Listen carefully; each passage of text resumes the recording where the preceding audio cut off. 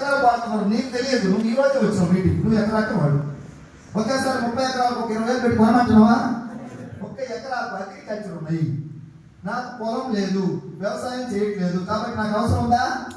లేదు. అవసరం లేకపోయినా నువ్వు ఎస్టీలో కార్ అవుతుంది, ఒక 20,000 అగ్రి ప్రోడక్ట్ కొనమంటుందా? లేదు. అవసరం ఉంటే కొను, లేదంటే తీసి.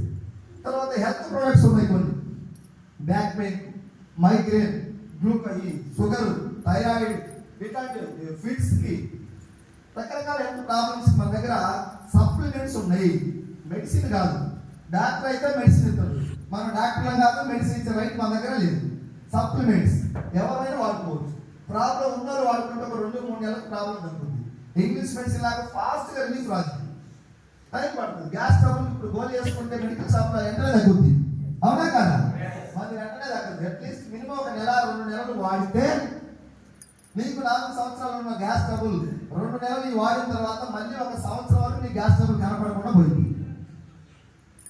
ఈ రోజు టాబ్లెట్ వేసుకుంటే రేపు పొద్దుగా తగ్గే ప్రోడక్ట్ కాదు మంది. అట్లా అన్ని హెల్త్ ప్రాబ్లమ్స్ ఉన్నాయి. నేను ఈ రోజు కొనమని చెప్పట్లేదు, నమ్మకం వచ్చినా కొను. నమ్మకం అనేది ఒకే రోజు వస్తా చెప్పాలా?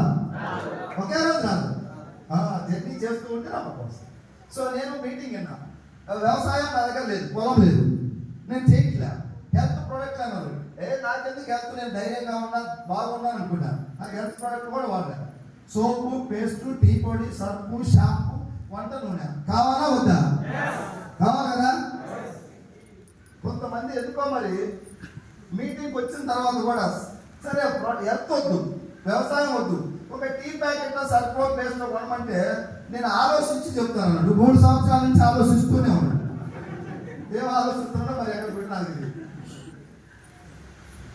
నాకు వాళ్ళందరూ చూస్తే బాధపడాలో మరి ఏమో అర్థం కావాలి. చెప్పండి, బయట సర్పు కావాలి, ఏమన్నా కదా, పేస్ట్ కావాలి, షాంపూ కావాలి, హెయిర్ ఆయిల్ కావాలి. అదే ఒక్క నెల వెస్టేజ్ కొనుక్కుంటే అయిపోయింది కదా.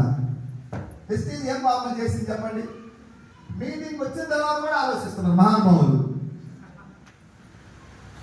ఇదేదో మా కంపెనీ అంటే ఫీల్ అవుతారు కొంతమంది. మీ కంపెనీ నీకు పైసలు వస్తున్నాయి కదా అంటున్నారు. నేను పెట్టినా, నాకు దేవుడు ఒక మంచి అవకాశం చూపించిండు, నాకు నా వల్ల చాలా మందికి హెల్ప్ అవుతుంది, మంచి మార్గం అందరికి చెప్పాలా లేదా? అందరికి చెప్పమని చెప్తుంది కంపెనీ ఉద్దేశం కూడా. నీ దగ్గరే ఉండకూడదు, నీకు వచ్చిన సక్సెస్, నీకు తగ్గిన హెల్త్ ప్రాబ్లం 10 మందికి చెప్పు, చెప్తే నీకు పైసలు వస్తాయి. సో జనరల్ ప్రోడక్ట్ ఇంట్లో కుకింగ్ ఆయిల్, పేస్ట్, టీ పొడి తీసుకున్నా. మల్లేపల్లి నుంచి నేను సికింద్రాబాద్ వెళ్ళి కొనుక్కోను. అప్పుడు షాపులు లేవు, స్టోర్లు. తెలంగాణలో 10-20 కూడా లేవు. ఇప్పుడు ఎన్నైనా లెక్క లేవు.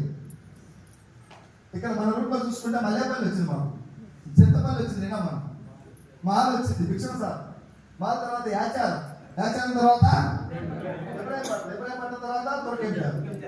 ఈ రూట్లో ఎన్ని షాపులు వచ్చింది చూడండి. మీరు అదృష్టవంతులా కాదా?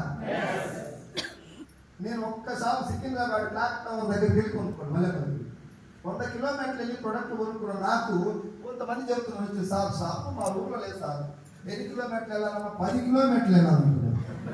తాతకు డబ్బులు నేర్పినట్టు 100 కిలోమీటర్లు వెళ్ళి కొనుక్కున్నాను. నాకు 10 కిలోమీటర్ల దూరం అని చెబుతున్నాను. 100 కిలోమీటర్స్ వెళ్ళి ప్రోడక్ట్ కొనుక్కున్నాను. అప్పట్లో ఇట్లా మీటింగ్లు పెట్టే వాళ్ళు పెద్దగా లేదు. నాకు ఒక ఇంత చెప్పు వస్తుంది, మీరు పని చేయండి ఎవిడెన్స్ ఇచ్చే వాళ్ళ దగ్గర లేదు. మీరు నాకు ఇప్పుడు ఉన్నదా లేదా? 13 లక్షలు తీసుకునే మనిషి మీతో మాట్లాడుతుంది. నాకు 50,000 వచ్చే వ్యక్తి కూడా నాకు దగ్గరలో ఎవరు అప్పుడు. ఇదిగో నాకు ఇంత వస్తుందని చెప్పడానికి ఎవరో ఎక్కడా ఉండదు లాంగులు. ఇప్పుడు మన టీంలో కొన్ని 100 మందికి డబ్బు వస్తుంది, అయినా కూడా చూసే వాళ్ళు చూస్తున్నారు. దరిద్రం బోర్ అంటే ఏం చేస్తారు చూస్తారు. చనిపోతే కదా చేయడానికి, చనిపోవాలంటే ఏం చేయాలి? More meetings. మీటింగ్లోనే చనిపోద్ది. మధ్యకాలంలో మన పేరు అడుగుతుంది, సార్ మీ కంపెనీలో చుట్టూ పోద్ది అంటే నాకు నవ్వు వచ్చింది. ఆయన షాంపూ వాడితే చుట్టూ పోతే దరిద్రం అయితే పోతుంది. చనిపోవాలంటే ఒక 5-6 మీటింగ్స్ రావాలి. ఒక్క మీటింగ్లో పోవచ్చు, పోకపోవచ్చు. 4 మీటింగ్కి వచ్చి కూర్చోండి. ఎవరైనా పోకుండా నాది బాధ్యత. 4 మీటింగ్లు తెచ్చిన తర్వాత చెప్పండి, నాకు పోలేదంటే నాకు కాలేస్తాయి 20 లక్షలు కాదు. ఎవరు ఇస్తారు? ఇంత నిజాయితీగా ఉంది, ఇంత ఎథికల్గా ఉంది, ఇంత అభిమానం మనకి ఎక్కడ దొరుకుతుంది? వెస్టీజ్కి రాకముందు నా లైఫ్ నెలకు 30,000 సంపాదించడానికి కింద పైన 30,000 పాత బైక్ నా జీవితం. వెస్టీజ్ నాకు ఈరోజు ఒక గుర్తింపు తెచ్చింది నాకు, అవునా కాదా? ఈ గుర్తింపు నాది కాదు, నా వెస్టీజ్ కన్న తల్లి లాంటి వెస్టీజ్ కంప్లీట్ చేస్తుంది. ఆర్గనైజ్ పర్సన్ కూడా ఒక సెలబ్రిటీగా మారుస్తుంది వెస్టీజ్. అదే వెస్టీజ్ దేవుడు మళ్ళీ నీ దగ్గరికి పంపించింది. నేను ఎగ్జామ్ రాయగా ఇంటర్వ్యూ పోలే, అవునా కాదా? ఇప్పుడు గురుకుల పాఠశాల ప్రిన్సిపాల్ మా బావ, ఆయన కన్నా నేను తెలియగలని లేకపోతే ఎడ్యుకేషన్ ఎక్కువ ఇంకేం లేదు ఎక్కువ నాకు. దేవుడు ఇచ్చింది నాకు ఎసానో. ఆయన దేవుడు ఇలా కష్టపడి చదువుకొని జాబ్ తెచ్చుకున్నాను. నాకు దేవుడు మా ఇంటికి పంపించింది. వెస్టీజ్ లేకుంటే నా లైఫ్ ఇప్పుడు కూడా 30,000-40,000 సంపాదించుకొని ఫ్యామిలీ రన్ చేయడానికి ఇబ్బంది పడేవాడు. అన్ఎక్స్పెక్టెడ్ గా నా భార్య బాగలేదు, హెల్త్ ప్రాబ్లం వచ్చింది, పెద్ద హాస్పిటల్ జాయిన్ చేసి ఒక 5 లక్షలు 10 లక్షలు కావాలి. ఏం చేయాలి సార్? అప్పు. ఎవరు ఇస్తారు అప్పు? అప్పు మన స్థాయిని బట్టి అప్పు పడుతుంది. మీకు 4 ఎకరాల పొలం ఉంటే అప్పు పడుతుంది, 4 ప్లాట్లు ఉంటే అప్పు పడుతుంది. ఏం లేదు అడిగి అప్పు ఎవరు ఇస్తారు? వెస్టీజ్ మన దిశను మారుస్తుంది. ఉన్నత స్థాయికి ఎదగాలి మనిషి. నువ్వు ఆల్రెడీ ఎంప్లాయీ, 50, 60, 70 లక్షలు వస్తుంది, ఇంకా డబ్బు సంపాదించే మార్గాన్ని ఎత్తుకోవాలి. వెస్టీజే కాదు, ఇష్టం ఏమైనా చేసుకో. న్యాచురల్ గా న్యాయబద్ధంగా డబ్బు సంపాదించాలి. నాగార్జున వాళ్ళు నానే సంపాదించి పెట్టుకోండి. హీరో నాగార్జున నాన్న అన్నపూర్ణ స్టూడియో ఉంది, కార్లు ఉన్నాయి, బిల్డింగ్లు ఉన్నాయి. కానీ నాగార్జున పని చేస్తున్నా అనుకోవట్లేదు. మరి ఎందుకు అనుకోలేదు? ఎందుకు అందుకోకూడదు? ఇది రిటైర్ అయిన ఎస్ఐలు, సిఐలు, డిఎస్పీలు, ఎస్సీలు ఉన్నారు, డాక్టర్లు ఉన్నారు, ఎంఆర్ఓలు, ఎండిఓలు ఉన్నారు, బిజినెస్ పర్సన్ ఉన్నారు, ఎంటెక్లు, బీటెక్లు, ప్రొఫెసర్స్ ఉన్నారు.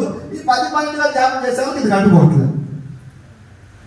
ఎవరి కోసం 10 పని చేయాలంటే ఎవరినో బతికించడానికి. గోల్ లేనోని గోల్ ఉన్నోళ్ళు వాడుకుంటారంట. నీకు 12,000 15,000 ఇచ్చి ఒక కంపెనీలో జాబ్ ఇచ్చారు, ప్రైవేట్ జాబ్. నీకేమైనా గోల్ ఉందా? ఆ ఓనర్ ఉండదు గోల్. నువ్వు గోల్ లేవు కాబట్టి పని చేస్తాడు. గోల్ ఉన్న వాళ్ళందరూ వెస్టీజ్లోకి వచ్చారు. చాలా మంది జాబులు చేస్తూ 10, 20, 30, 40, 50, 60, 70 జాబులు చేసే వాళ్ళు వెస్టీజ్లోకి వచ్చిన రోజే జాబ్ వదిలేక ఒక 6 నెలలో 7 నెలలో 10 నెలలో పనిచేసి దీని సిస్టమ్ అర్థం చేసుకొని నేను ఇక్కడ చేయాలి, ఇక్కడ నా లైఫ్ ఉంది, అక్కడ జాబ్ లో లేదని చెప్పేసి వాళ్ళు ఈరోజు జాబ్ వదిలేసి వచ్చి పని చేస్తే 50, 60, 70 జాబులు 10-12 మాత్రమే పెట్టుకోవాలి. ఉద్యోగం గమ్ముకు అంటకపోయినారు పాపం. ఇప్పుడు మా శిరీష మేడం వచ్చింది. శిరీష మేడం కొలీగ్స్ ఎక్కడ ఉండరు? మరి దేవుడు కదా, దేవుడు ప్రార్థన చేయాలి మన వల్ల కూడా గమ్ముని చిడిపియాలని. ఇప్పుడు అబ్బాయి చెప్తే ఏంట్రా గెలిస్తే 10 లక్షలు కాలేసుకొని పోయి నెలకు 1 లక్ష చెప్పు చూపిస్తే సులిసేపు వచ్చి పిలిస్తే రాగలందరూ గెలిస్తే వస్తారు. సో మీ దోస్తులు కూడా చాలా మంది వస్తారా? ఇప్పుడు రారు. నువ్వు ఏమన్నా సాధిస్తే వాళ్ళు ఇప్పుడు రాలేదని వాళ్ళ మీద మనకి ఈర్ష్య, ద్వేషం, కోపం ఏమీ ఉండకూడదు. మనందరూ మనోళ్ళే. ఓట్లు వేసినోడు మనోడే, లేనివాడు మనోడు. ఇప్పుడు ఏం లేదు, ఈసారి ఎలక్షన్ కానీ అర్థం నువ్వు ఏం చేసినా డూమ్ రామంటే వాడు ఈసారి తనుసా లేపాడు, వాడు ఈసారి ఏం లేదు, ఈసారి తను లేపాడు. ఎలక్షన్ పేషెన్సీ ఉండాలా బిజినెస్ గొప్పవాడు కావాలంటే, అవునా కాదా? క్వాలిటీస్ నింపుకోవాలి. వెస్టీజ్ ఓపిక ఉండాలి, దీంట్లో టన్నులు ఉండాలి. మన టన్కి ఎప్పుడు ఐస్ ఫ్యాక్టరీ లాగా ఉండాలి, కూల్గా ఉండాలి, స్వీట్గా ఉండాలి, షుగర్ లాగా మాట. మైండ్ ఎప్పుడు కూల్గా ఉండాలంట, ఐస్ ఫ్యాక్టరీ లాగా. మనకంటే ఆపోజిట్. ఎవరైనా ఐడియా చేయకుంటే వాడిని చేయడం అవసరం అవుతుంది. నేను అంత తెలుగుతాను, నువ్వు ఐడియా ఈ బిహేవియర్ ఇక్కడ బడికి రాదు.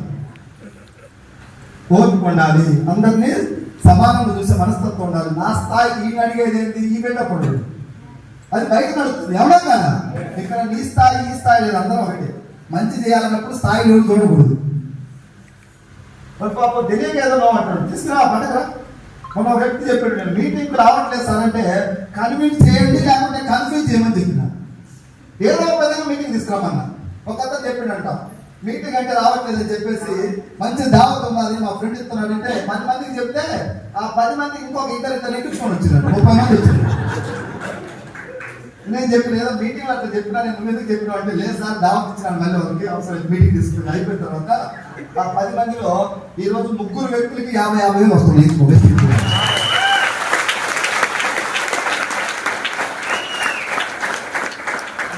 చెప్పింది 100 అబద్ధాలు ఆడినా ఒక పెళ్లి చేయడం బాగుపడుతుందేమో. ఇది కూడా మంచి చేసింది కదా, మిగతా 7 ఏమైనట్టు అర్హత లేదు, పోయిన జన్మలో పాపాలను చేశారు.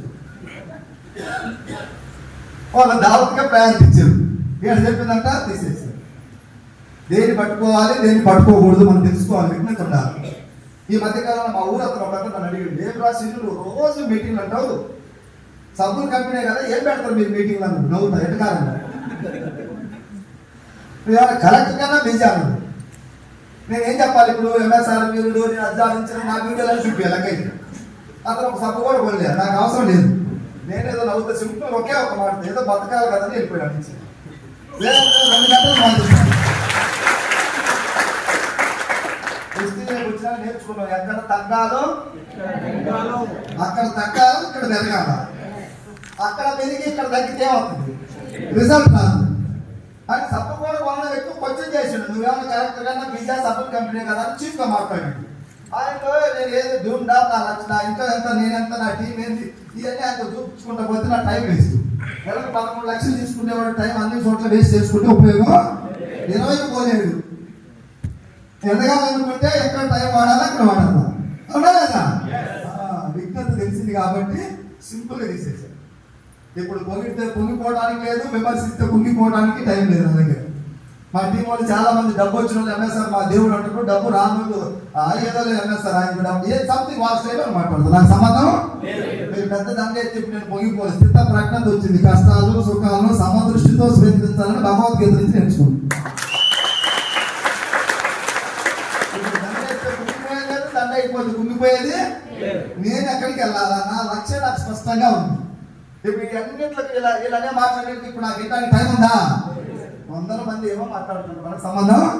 నన్ను నమ్ముకున్న వాళ్ళని ఎలా గెలిపించాలి, నేను ఎలా ముందుకెళ్ళాలి, ఈ లక్ష్యంతో పనిచేశాను.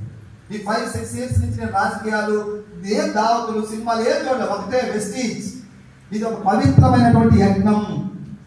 ఈ యజ్ఞంలో ముందు నేను బలపడాలి. నాయకుడు బలంగా ఉంటే కింద కూడా ధైర్యాన్ని ఇస్తాడు. ఈ ఆలోచన విధానంతో నేను 20 లక్షల కాదు ఈఎంఐ లేకుండా కూడా క్యాష్ పెట్టి, నాకు అంత సినిమా లేదు, చాలా అప్పుల్లో నేను కోల్పోయాను.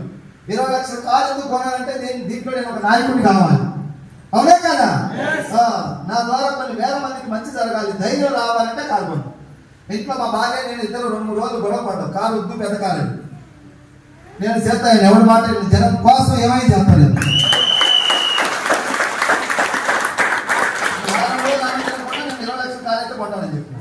లేదు నువ్వు తల్లిగారింటికి వాడికి పోతా పో, వస్తే రా, రాకపోతే మరి మంచి. నేను వెస్టిగేట్ అవుతాను. నేను జనానికి మంచి చేయాలి, చరిత్రలో నిలబడాలి. కింద ఒక ధైర్యం వస్తుంది, అవునా కదా? అందరూ నిద్రపోతే అందరూ నిద్రపోయేవాళ్ళు. పోరాడాలి, నా చెక్కు పెంచుకోవాలి. నా చెక్క 20 లక్షల మందికి ధైర్యాన్ని నింపుతుంది.